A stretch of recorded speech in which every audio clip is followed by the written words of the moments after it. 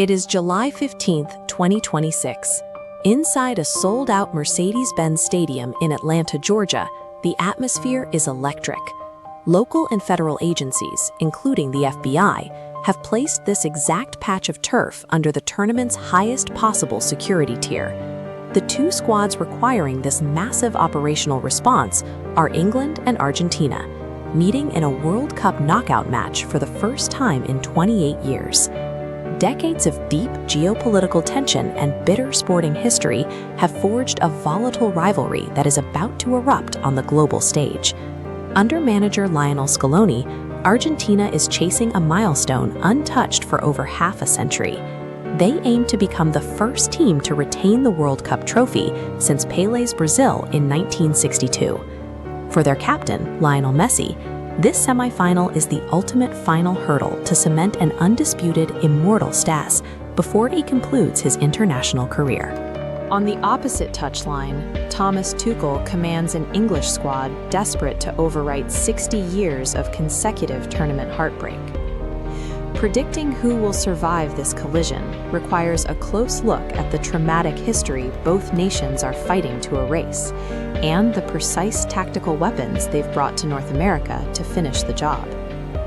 This chart breaks down the historical head-to-head record between the two nations across their 5 previous World Cup matchups. It shows a slight 3-2 edge in favor of England. That animosity began at Wembley in 1966, an ill-tempered quarterfinal where Argentina's captain, Antonio Ratin, was controversially sent off, prompting the English manager to publicly label the opposing players as animals.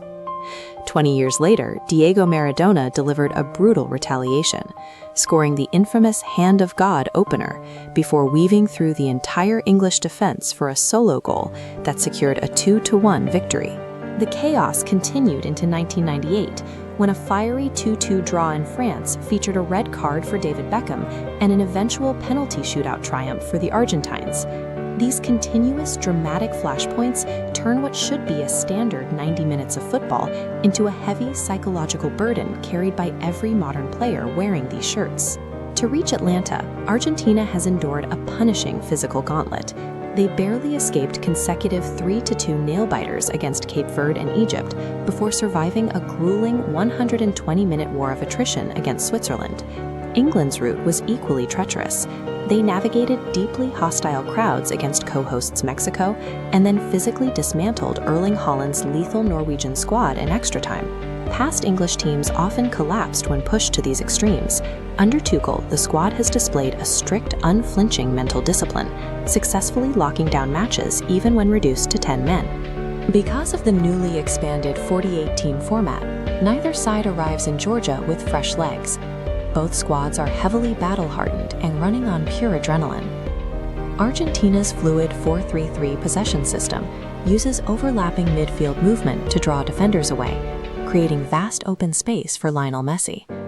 To counter, England's structured 4-2-3-1 sees midfielders Rice and Bellingham drop deep, forming a physical blockade to sever passing lanes.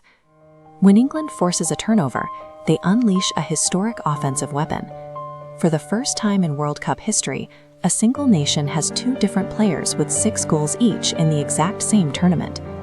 Harry Kane serves as the focal point. Playing as a hold-up striker, a forward who receives the ball with his back to the goal, he physically wrestles with the Argentine center-backs, dragging them out of their defensive positions. That specific action creates structural gaps inside the penalty area.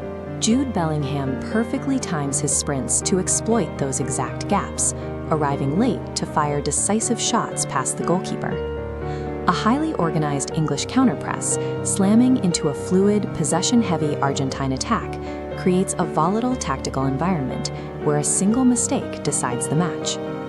As the floodlights power on in Atlanta, Argentina carries an intimidating historical shield. Across all their World Cup appearances, they boast a perfect 5-for-5 record in semifinal matches. They will test that flawless record against an English side equipped with an unprecedented attacking duo and a newfound psychological grit. There is no middle ground tonight.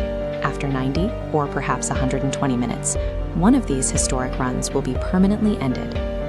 The victor secures a direct path to ultimate footballing immortality in New York. The loser boards a flight home, inheriting a fresh, agonizing chapter of sporting trauma their nation will dissect for the next 60 years.